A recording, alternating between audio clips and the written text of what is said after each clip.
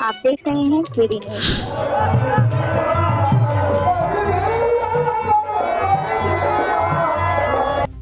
नमस्कार दर्शकों, मैं कपिल देव शुक्ल और आप देख रहे हैं अपना पसंदीदा चैनल केडी न्यूज सुल्तानपुर। ये खबर हमारे संस्थान के सहयोगी चैनल अवधि तक पर भी आप देख सकते हैं। आइए चलते हैं खबर पर। माननीय मंत्री जी देख रहे हैं, हाथ नीचे करिए। साथियों, देश को आजाद खड़ा करना हमारा मकसद नहीं, हमारी कोशिश है कि ये सूरत बदलनी चाहिए। अरे तेरे दिल में ना सही, मेरे दिल में ही सही, हो कहीं भी आग बस वो आग जलनी चाहिए। 12 समाज का एक दिन बैठक हमने लखनऊ बुलाया था है, क्योंकि जब जब भी जवान हमसे मिलता है तो एक क्या बात कहता है कि भैया यादव की राजनीति तो लोग करते हैं, राजभर की पॉलिटिक्स आप लोग कर रहे हैं, ठाकुर ब्राह्मण भूमिहार निषाद केवट मल्लाह की पॉलिटिक्स सब लोग कर रहे हैं, लेकिन ये घुमंतु जाति को कोई पूछने वाला नहीं। हमने विनीत को बताया, हमने कहा रे विनीत भाई कहां सोए हो, ये जिस समाज की चर्चा कर रहे हो वो समाज हमारा समाज है। मैं भी घुमंतु समाज का था और मैं आपको बताना चाहता हूं नौजवान भाइयों, यहां राजनीति करने हम नहीं आए हैं भाई। अभी संचालन ने कहा मेरा नाम अरविंद राजभर है, हमारे पिताजी ने हमारा नाम अरविंद राजभर रखा था, लेकिन अभी संचालक महोदय ने कहा डॉक्टर अरविंद राजभर। मैं सुई लगाने वाला डॉक्टर नहीं हूं, मैं दवाई बांटने वाला डॉक्टर नहीं हूं, और मैं पढ़ करके डॉक्टर बना हूं, डॉक्टर ऑफ फिलॉसफी पीएचडी किया हुआ हूं, और घुमंतु जाति का मैं भी हूं। जब मैं बीएचयू यूनिवर्सिटी में पढ़ने गया एडमिशन के लिए, जब मैं अपना नाम बताया, हमारी कोई हमारी कैटेगरी नहीं थी। हमारे पिताजी बैठे हुए हैं, इस घुमंतु जाति के लिए आज से संघर्ष नहीं, जब से मैं पैदा हुआ हूं तब से पिताजी संघर्ष कर रहे हैं। जाति प्रमाण पत्र बनी कैसे? जब गए हम एसडीएम के पास तो वो कह रहा कि जातियों की सूची में तोहार नाम नहीं थे। जब डीएम के पास गए तो डीएम कह रहा है कि जातियों की सूची में आपका नाम नहीं है। तो हमने कहा फिर कहां नाम है? तो मायावती जी ने कहा था 14 अगस्त 2015 को, मुझे वह दिन याद है जब 15 अगस्त 2015 को 15 अगस्त 2008 को जब देश आजादी का जश्न मना रहा था, तो 15 तारीख के पेपर के दैनिक जागरण के फ्रंट पेज पर लिखा गया था 2008 में कि यह घुमंतु जाति यहाँ के नहीं, ये बांग्लादेशी लोग आए हुए हैं। अब बताओ, अरे जिसका यह देश है, जिसने इस देश को बचाया, आज वो बांग्लादेशी हो गया। उसी दिन प्रण किया गया जब हमारी कोई जाति नहीं थी। हमने डीएम साहब से पूछा, वो भी नहीं बता पाए। जब आए बाबूजी से पूछे कि बाबूजी हमने का कौन जाति बा, तो कहे हम लोग घुमंतु जाति में आते हैं। बारे भाई, इस सिस्टम को देखा गया। 12 समाज के लोगों, अगर सब सही रहेगा तो तुम्हारी व्यवस्था कभी सही नहीं हो पाएगी। अगर लड़ाई लड़ना चाहते हो तो शेर के साथ लड़ो। जो आपका शेर है मंच पर बैठा हुआ है, आज उनको मैं मंच पर इसलिए बैठाया हुआ हूं कि 12 समाज का दर्द अगर कोई समझ सकता है तो उसकी जाति, उसके समुदाय, उसके समूह का नायक ही समझ सकता है। बतावा सही कहती गलत कहत है? जोर से बोला, सही की गलत? बतावा लड़ाई होए के चाहे कि ना होए के चाहे, हिस्सा मिले के चाहे कि ना मिले के चाहे। हिस्सा मिली तब जब हम सब लोग पीला झंडा के नीचे खड़ा होकर के और दारू मुर्गा पैसा पर वोट दे बंद करल जाए साथियों, तब जाकर के हमारा आपका हिस्सा मिलेगा। आप जरा सोचो कि एक वोट प्रधानमंत्री जी देते हैं, एक वोट मुख्यमंत्री भी देते हैं, एक वोट हम भी देते हैं और एक वोट आप भी देते हो। प्रधानमंत्री जी के वोट की कीमत है, मुख्यमंत्री जी के वोट की कीमत है, एक सांसद विधायक के वोट की कीमत है, मेरे वोट की कीमत है, तो क्या आपके वोट की कीमत नहीं है? अगर आपके वोट की कीमत है तो इस वोट का प्रयोग वहां करो जहां से आपके बच्चे को हिस्सा अधिकार प्राप्त हो सके, आपकी भागीदारी मिल सके। इकलौता डॉक्टर जवान है और चित्रकूट में पोस्टिंग उनकी है। वो एक दिन हमसे आए, हमसे कहे भैया मन तो ऐसा करा था कि रिजाइन दे दे, और रिजाइन दे करके 12 समाज के आगे बढ़ावे के काम करे। हम कहे कि रिजाइन आपका उसी शर्त पर लूंगा जिस दिन मैं यह तय कर दूंगा कि अब आपका रिजाइन उसी शर्त पर होगा जब आप विधायक बनने के लिए तैयार हो जाओगे। तो डॉक्टर साहब यही हैं, इसी भीड़ में हैं। मैं डॉक्टर साहब को इस मन से धन्यवाद देता हूं कि आज 12 समाज का इतना बाहुल्यता आपने यहाँ दिखाने का काम किया। और मैं आपसे आकर गुंडाई छिनैती को याद करता है और पकड़ के कौन जाता है? 12 समाज। आज माननीय मंत्री जी ने वो ताकत पैदा किया, कोई राजभर पर हाथ उठा के देखे? अरे कल की भी घटना है, कल की, अभी तो हमको कल बलिया जाना है, कल की घटना बताते हैं। बलिया जनपद के बांसडीह थाना का एक इंस्पेक्टर अपने वर्दी में इतना चूर हो गया था कि हमारे पार्टी के विधानसभा संगठन प्रभारी उमापति राजभर के गिरेवान पर हाथ डालने का काम किया था। मैं सहारनपुर में था, बाबूजी का निर्देश हुआ, जिस पीले गमछे से हमारा कद बड़ा हुआ है, जिस पीले गमछे में हमारी आन बान सम्मान बचता है, जिस पीले गमछे से हमारा इतिहास जागा हुआ है, उस इंस्पेक्टर ने इस पीले गमछे को जमीन पर फेंकने का काम किया था। मैंने मन से बोला था, बाबूजी ने आदेश किया, हमने कहा कि आप भाषण देके उतरेंगे, आपको मीडिया के माध्यम से खबर मिलेगी कि पीले गमछे पर हाथ डालने वाला निलंबित कराया जाएगा। और साथियों, भाषण देके उतरे माननीय मंत्री जी, माननीय मंत्री जी भाषण देके उतरे, बांसडीह पूरा थाना सस्पेंड करा दिया। लुटाई कोई और करे, पिटाई कोई और करे, और राजभर समाज का बेटा थाने में जाता था, थानेदार महोदय 20 लाठी मारते थे, जबरदस्ती कहते थे कि कहो कि नहीं तुमने ही हत्या किया है। साथियों, जब इस पीले झंडे ने एकता बनाने का काम किया, जब समाज जागा, पहचाना अपने नेता को, आज वो ताकत पैदा कर दिया कि कोई भी अधिकारी, कोई भी कर्मचारी राजभर समाज के किसी बंदे की तरफ आंख उठा के देखने का काम नहीं करता, कोई भी किसी के साथ अन्याय नहीं कर सकता। अभी कल हम लोग बलिया जा रहे हैं और बलिया से हाहाकार मचा हुआ है कि इस दरोगा ने तो इस पीले गमछे को छू करके गड़बड़ काम कर दिया, पूरा थाना सस्पेंड हो गया।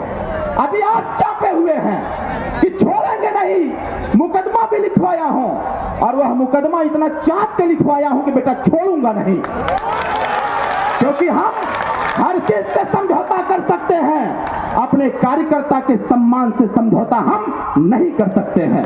इसलिए 12 समाज के लोगों, अगर चाहते हो आपकी पिटाई बंद हो, अगर आप चाहते हो आपके खिलाफ गलत मुकदमा ना लिखा जाए, आप चाहते हो कि सरकार की तरफ से हिस्सेदारी आपको मिले, अगर आप चाहते हो आपके बच्चे को अच्छी शिक्षा मिले, अगर आप चाहते हो आपके बेरोजगार नौजवानों को रोजगार मिले, अगर आप चाहते हो कि उत्तर प्रदेश सरकार की समस्त योजनाएं आप तक पहुंचे, तो आपको सिर्फ एक काम करना है, इस पीले झंडे को अपने हाथ में उठा करके जय सुहेलदेव बोल देना। आप देखा, जब तकदीर लिखे के होला, एके हम कहिला ढक्कन, एके का कहला तू लोग? ढक्कन। ई ढक्कन जब ई आपन तकदीर लिखवावे के होला तो ई तोरे सीने पर चढ़ जाला, आगे वाले बैठ जाइए, थोड़ा साइड हो जाइए, उस साइड। और सीने पर चढ़ के वो अपन तकदीर लिखवा लेला। जब तो वो अपन तकदीर लिखवा लेता है तब फिर ये ढक्कन आपको ढक देता है, ये ढक्कन आपको ढक देता है, तब आप दिखाई नहीं देते हैं, फिर उसके बाद जब ये जेबा में रख लेते हैं तो कौन दिखाई देता है? ढक्कन।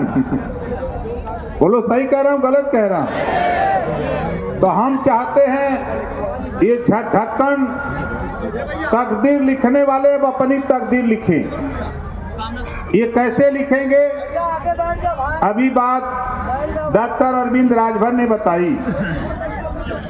बाबा साहब डॉक्टर अंबेडकर बोल रहे हैं। अभी हमारे एक साथी रघुवीर सिंह बनवासी वो भी भाषण दे रहे थे।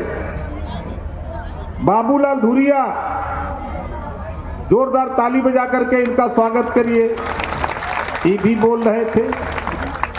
अभी हमने देखा जो बहुत बढ़िया बा। हम तो 4-5 दिन के बाद ये जो 12 समाज है, ये 12 समाज में जो लीडर हैं हमारे जिले के, चाहे वो नट समाज के हों, चाहे कंजर समाज के हों, चाहे जोगी समाज के हों, चाहे पत्थरकटा समाज के हों, चाहे मुसार समाज के हों, चाहे बहेलिया समाज हो, चाहे कलंदर समाज हो, चाहे सपेरा समाज हो, चाहे भातू समाज हो, चाहे गौलिया समाज हो, चाहे महावत समाज हो, चाहे कंगाली समाज हो, चाहे टुकटुक समाज हो, चाहे नतिया समाज हो, चाहे बेड़िया समाज हो, चाहे अहरिया हो, चाहे चमरमंगता हो, चाहे पसमंगता हो, चाहे नोना हो, चमार हो, चाहे कुछ बदिया हो, चाहे बंजारा धुरिया समाज हो, चाहे मुसार मंगता समाज हो, चाहे मुस्लिम नट हो, चाहे नट समाज हो, चाहे जोगी समाज। हम आपसे कहना चाहते हैं आपके तरफ से कोई गलती नहीं। इसी बीच के नेताओं से हम आपके जिले के जो सबसे बड़े अफसर, जिलाधिकारी डीएम, पुलिस अधीक्षक एसपी, दोनों लोगों के साथ बैठा करके तेरी समस्या का समाधान कराने का काम करूंगा। अब आप पीछे हो जाओ ना, ले लेना यार, बात किया जाएगा। दर्शन भैया आइए पीछे, बस भाई आराम से कर लीजिए, वीडियो सबका बनेगा भाई। वो लोग बताएगा सर आज किस तरीके का मंत्री जी। आज 12 समाज के जो 17 जातियां हैं जिनके लिए आप संघर्षरत हैं, 17 जातियां जिनको आप SC या ST में शामिल कराने के लिए संघर्षरत हैं। प्रधानमंत्री जी से आपकी बात भी हुई है, किस तरह की बात हुई है, किस तरह का आश्वासन है इस समुदाय को? देखिए 12 जो जातियां उसमें तो कुछ शेड्यूल कास्ट में पहले से हैं, कुछ जातियां हैं जो अभी सूची में भी नहीं है।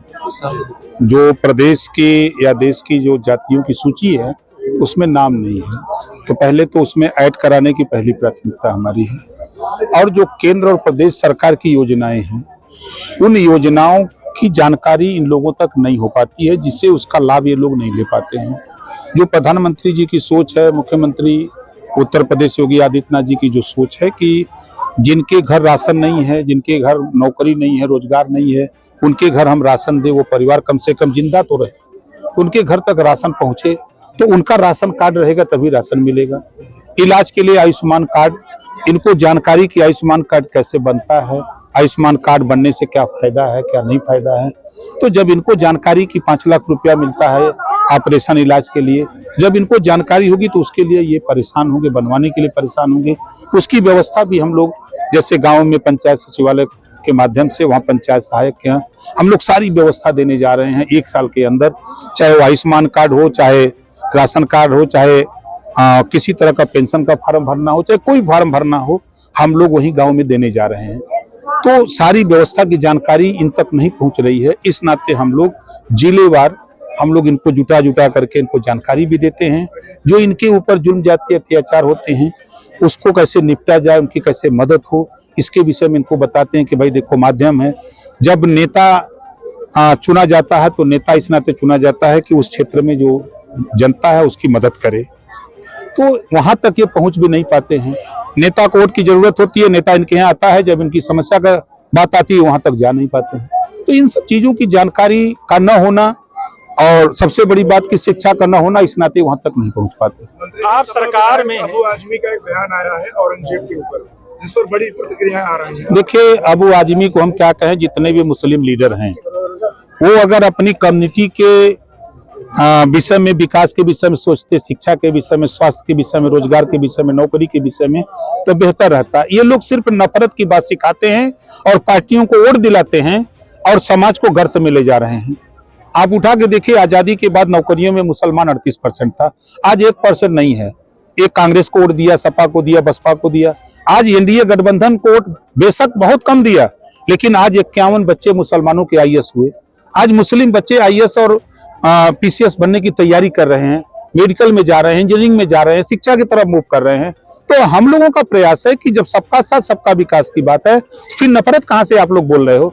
आप उनको समझाओ, उनको सिखाओ कि जिस तरह यूपी बोर्ड सीबीएसई बोर्ड है, उसी तरह मदरसा बोर्ड में भी किताबें अब लागू होंगी उनको भी, ताकि वो पढ़ करके आगे आकर के वो विकास के मुख्य धारा में आवे। इस पे पहल करनी चाहिए इन लोगों को। आप सरकार में हैं और आप कह रहे हैं कि ऐसे लोग वंचित रह गए, शोषित रह गए, जिनको उनका अधिकार नहीं मिला, तो क्या मानते कहाँ कमी रह गई? देखिए, कमी कहाँ रह गई?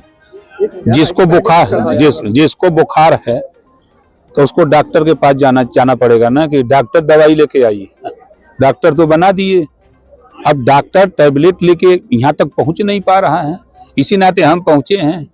आप शायद पहली बार 12 समाज की इतनी बड़ी मीटिंग देखे होंगे यहाँ, तो इनके बीच में उनकी जानकारी का न होना। अब जैसे जो लिख के दिया राशन का, अधिकारियों की कमी है, उनकी भी कमी नहीं है, हम उनकी कमी नहीं मानते। जिसको खुद सुधरने की चाहत न हो तो उसको कैसे सुधारा जा सकता है? मंत्री जी, जातिगत जनगणना का कितना समर्थन करते हैं? क्योंकि आपने अभी मंच से कहा कि इन लोगों की जाति का कोई गणना नहीं। भैया, मेरे देश के प्रधानमंत्री माननीय नरेंद्र मोदी जी के नेतृत्व में जातिवार जनगणना होगी। फिर मैं कह रहा हूं, मोदी जी के नेतृत्व में जातिवार जनगणना होगी। फिर संसद में इतने दिन से क्यों ये उल्टा पटक चल रही है? अच्छा, ये बताइए, जब कैंसर हो जाए तो जल्दी ये ठीक होता है? आपके बेटे का एक बयान आया था कि पीला गमछा की तरफ जो देखेगा उनकी आंख निकाल दी जाए। सरकार के कानून को चुनौती दी, क्या कहेंगे? नहीं, अगर कोई गलत करता है, आप बताओ कि कोई कहीं खड़ा हो और उसको ले पकड़वा के पुलिस से बिना मतलब का मरवा दो, तो ऐसे लोगों के खिलाफ कार्रवाई नहीं होनी चाहिए। मंत्री जी, जिनके कहने पे पुलिस ने कार्रवाई की थी स्टोनो तहसीलदार की, वो अभी तक सस्पेंड नहीं हुए, उस पर कार्रवाई नहीं हुई। हम जा रहे हैं ना कल कल हम जा रहे हैं, आज शाम तक वो भी सस्पेंड हो जाएगा। कार्रवाई चल रही है। ठीक है। आप देख रहे हैं केडी न्यूज।